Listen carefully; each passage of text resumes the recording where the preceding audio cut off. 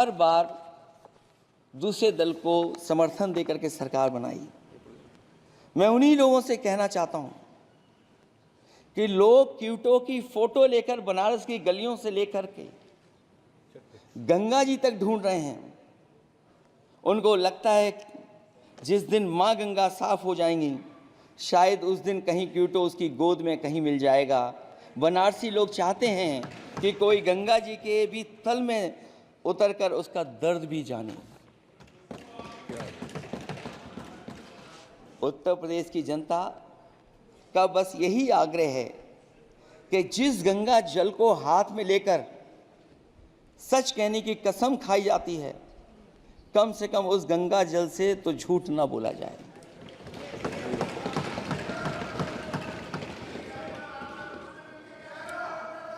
जहां विकास के नाम पर खरबों रुपए की लूट का राज खोलते भ्रष्टाचार के गड्ढे प्रदेश का नाम खराब कर रहे हैं, वहीं पहली बारिश में ही टपकती हुई छत और गिर चुकी स्टेशन की दीवार बेईमानी की निशानी बन गई है। अध्यक्ष महोदय, विकास का ढिढोरा पीटने वाले इस विनाश की जिम्मेदारी कब लेंगे? और रही सच्चे विकास की बात, तो हमने जो सड़क बनाई उस पर हवाई जहाज उतरे थे और उत्तर प्रदेश की मुख्य नगरी में सड़कों पर नाव उतरी हैं, और अभी बारिश और हो जाएगी तो नाव से भी चलना पड़ेगा। यही स्मार्ट सिटी के जुमले का भी हाल है। न तो जाम से छुटकारा मिला, न बुनियादी सुविधाओं से कोई निजात मिली, न कोई बुनियादी सुविधाएं मिल पाई हैं। मुझे याद है अध्यक्ष महोदय, देश के प्रधान सांसद जी ने अनाथ पशुओं के बारे में बहुत कुछ कहा था। अनाथ पशुओं की समस्या से छुटकारा दिलवाने के लिए का वादा किया हुआ, लेकिन कई चुनाव बीत गए हैं, अभी तक गन्ने का भुगतान 2 हफ्ते का वचन जो दिया था,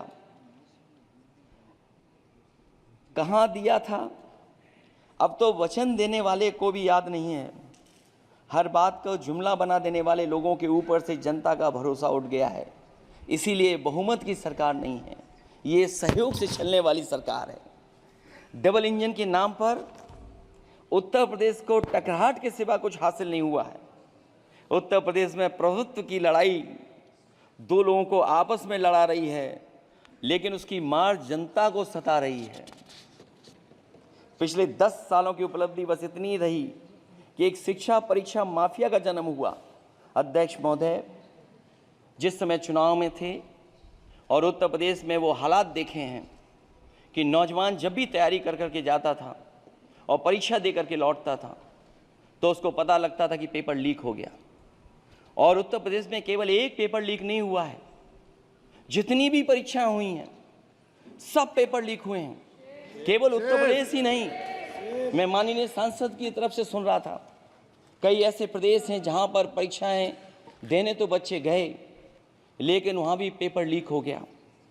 और अभी जब 4 जून को रिजल्ट आया, उसके बाद जो बात उठी है, देश की सबसे प्रेस्टिजियस परीक्षा, उसका भी पेपर लीक हो गया। और आखिरकार ये पेपर लीक हो क्यों रहा है? सच्चाई तो ये है कि ये सरकार पेपर लीक इसलिए करा रही है कि सरकार नौकरी नहीं देना चाहती, रोजगार नहीं देना चाहती, उन नौजवानों का भविष्य नहीं बनने देना चाहती। पिछले 10 सालों की उपलब्धि बस इतनी रही है कि एक शिक्षा परीक्षा माफिया का जन्म हुआ है, जिसने तथाकथित अमृत काल में युवाओं के भविष्य की आशाओं को ही जहर दे दिया है। जो सरकार उम्मीद को मार दे, वह न तो वर्तमान को सुधार सकती है, न भविष्य को संवार सकती है। सरकार आशा का प्रतीक होनी चाहिए, निराशा का नहीं।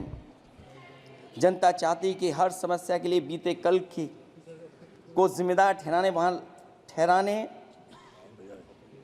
के बहाने को सरकार छोड़े और आने वाले कल की बात करे। अगले 1000 साल के झूठे सपने दिखाने वाले, अगले महीने होने वाली परीक्षाओं कि लीक न होने की गारंटी कब लेंगे। जनता अब न तो किसी बहकावे में आएगी और न किसी के बहलावे फुसलावे में आएगी। जो लोग कहते हैं कि अमृत काल की बात करने वाले, जनता का जागरण काल आ गया है। आज इस सदन में नए राजनीतिक जागरण के अनेक प्रतिनिधि बैठे हैं। अब जब पुनर्निर्माण, अब जब बात होगी तो सच्ची बात होगी और जनता को पूरी सच्चाई के साथ हम लोग अपनी जिम्मेदारी के साथ बात रखेंगे।